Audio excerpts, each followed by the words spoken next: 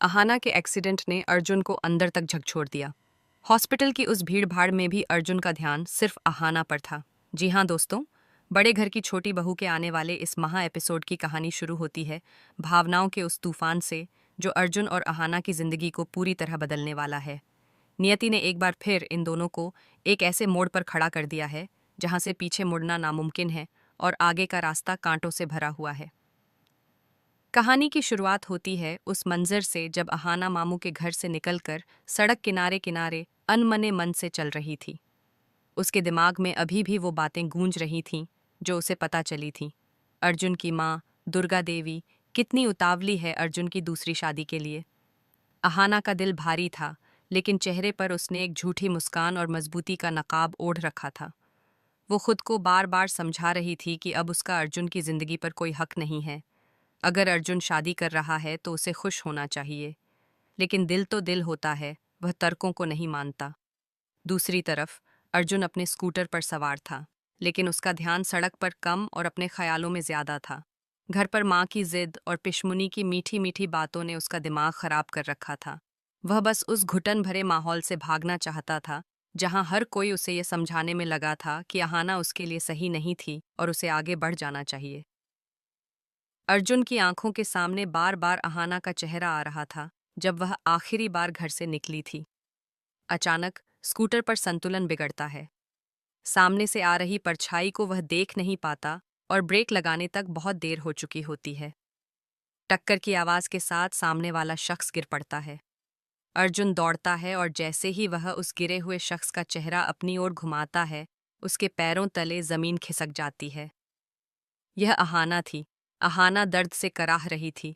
उसकी कोहनी छिल गई थी, लेकिन सबसे ज्यादा चोट उसके पैर में लगी थी। अर्जुन का दिल जोर जोर से धड़कने लगा। जिस अहाना को वह अपने ख्यालों में ढूंढ रहा था, वह इस हालत में उसके सामने थी। अहाना के पैरों से खून बहते देख अर्जुन का चेहरा पीला पड़ गया। कांपती आवाज में उसने कहा, अहाना, तुम ठीक तो हो? देखो, तुम्हारे पैरों से खून निकल रहा है। अहाना दर्द में थी, लेकिन अर्जुन को इतने करीब और परेशान देखकर वह एक पल के लिए अपना दर्द भूल गई। अर्जुन ने तुरंत फैसला किया। उसने अहाना को अपनी गोद में उठा लिया। वही बाहें जिनमें अहाना कभी दुनिया की सारी सुरक्षा महसूस करती थी, आज फिर उसे सहारा दे रही थीं। वह उसे सड़क के किनारे एक सुरक्षित जगह पर बैठाता है और बिना देर किए उसे अस्पताल ले जाने की ठान लेता है।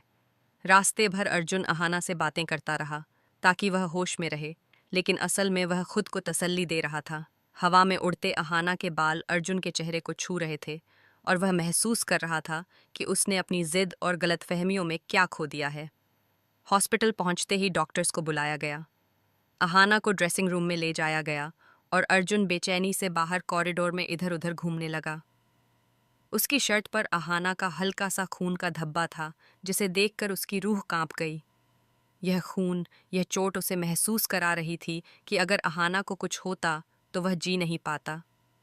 इसी बीच उसका फोन बजता है। घर से दुर्गा माँ का कॉल था। अर्जुन ने फोन देखा और काट दिया। इस वक्त उसके लिए अहाना की जान और उसके दर्द से बढ़कर कुछ भी महत्वपूर्ण नहीं था। डॉक्टर बाहर आए और बोले कि चोट गहरी थी, लेकिन अब वह खतरे से बाहर है। बस थोड़ा आराम करना होगा। अर्जुन ने राहत की सांस ली और धीरे से अहाना के कमरे में दाखिल हुआ।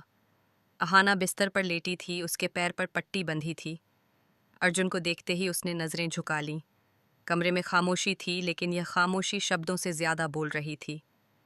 अर्जुन उसके पास कुर्सी पर बैठा और धीरे धीरे बोला, बहुत दर्द हो रहा है? अहाना ने ना में सिर हिलाया, लेकिन उसकी आंखें डबडबा रही थीं। अर्जुन अब और नहीं रोक सका।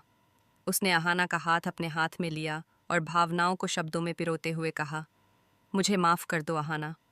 आज जब मैंने तुम्हें उस सड़क। दुर्गा देवी कोर्ट रूम में अचानक बेहोश हो गईं। अर्जुन ने अहाना को घर वापस लाया। जी हाँ दोस्तों, हम बात कर रहे हैं सीरियल बड़े घर की छोटी बहू के आने वाले एपिसोड की। इस समय दुर्गा देवी के दिल में तूफान मचा हुआ था। वह अहाना और अर्जुन के डिवोर्स को लेकर काफ़ी परेशान थीं, क्योंकि वह नहीं चाहती थीं कि अहाना उनसे दूर हो जाए, जिसे वह बहू से ज़्यादा बेटी मानती थीं। कोर्ट रूम में एक तरफ अहाना अपनी तलाक की जिद पर अडिग शोतू मामा के साथ बैठी थी। उसके चेहरे पर एक अजीब सी शांति थी जो उसके अंदरूनी तूफान को छुपा रही थी। ये शांति आत्मसम्मान की जीत की थी, उस दर्दनाक समझौते से मुक्ति की थी जिसे उसकी माँ और भाभी पीढ़ी दर पीढ़ी का नसीब मानकर स्वीकार करने के लिए कह रही थीं। दूसरी तरफ अर्जुन, उसका पति, अपनी माँ दुर्गा देवी और भाई पोल्टू के साथ बैठा था। अर्जुन के चेहरे पर असमंजस था। वह तलाक के लिए तैयार था क्योंकि उसे लगता था कि शायद अहाना के बिना वह खुश रह पाएगा, लेकिन वह यह भी जानता था कि यह फैसला कितना बड़ा और गलत है। बीच में बैठी थी दुर्गा देवी। उनके लिए यह तलाक सिर्फ दो इंसानों का अलगाव नहीं था, यह उनके घर की छोटी बहू का उनसे दूर चले जाना था, जिसे वह बहू से ज्यादा बेटी मानती थीं। उनके दिल में तूफान मचा हुआ था। ममता चीख रही थी, उनके बेटे के फैसले पर सवाल उठा रही थी, जो अपनी पत्नी के मूल्य को समझ नहीं पाया था, और उस बहू के सामने गिड़गिड़ा रही थी, जो अपने आत्मसम्मान के लिए यह कदम उठा रही थी। दुर्गा देवी जानती थीं कि अहाना को घर से निकालने में बाकी परिवार का हाथ था, लेकिन वह अपनी छोटी बहू को खोने का दर्द बर्दाश्त नहीं कर पा रही थीं। वह नहीं चाहती थीं कि अहाना उनसे दूर हो जाए। मेज पर तलाक के कागजात रखे थे, पतले सफ़ेद कानूनी शब्दों से भरे हुए, जिनमें दो जिंदगियों का अंत लिखा था। वकील ने दोनों को कलम थमाई। अहाना ने गहरी सांस ली, खुद को उस क्षण के लिए तैयार किया जब एक झटके में सब खत्म हो जाएगा। अर्जुन ने भी कलम उठाई। उसकी उंगलियां कांप रही थीं। क्या वह सच में वहां गलत है? उसकी आंखें उसकी मां के चेहरे पर पड़ रही थीं। जैसे ही अहाना की कलम कागज को छूने वाली थी, अचानक एक खड़खड़ाहट हुई। दुर्गा देवी बेहोश होकर जमीन पर गिर पड़ी। कोर्ट रूम में सन्नाटा छा गया। अर्जुन का दिमाग शून्य हो गया। अहाना की आंखों में अपनी सासू मां की चिंता और ममता के सिवा कुछ नहीं था। वह तुरंत दौड़ी और अपनी सास को गिरने से बचाने की कोशिश में उन्हें पकड़ लिया। यह स्वाभाविक प्रतिक्रिया थी, एक बहू की नहीं बल्कि एक बेटी की, जिसने उस महिला में हमेशा अपनी मां की परछाई देखी थी। पोल्टू, जो दूर खड़ा यह ड्रामा देख रहा था, हैरान था। उसके मन में डर बैठ गया। उसे लगा कि अगर अहाना पास आई तो घर तक भी आ सकती है।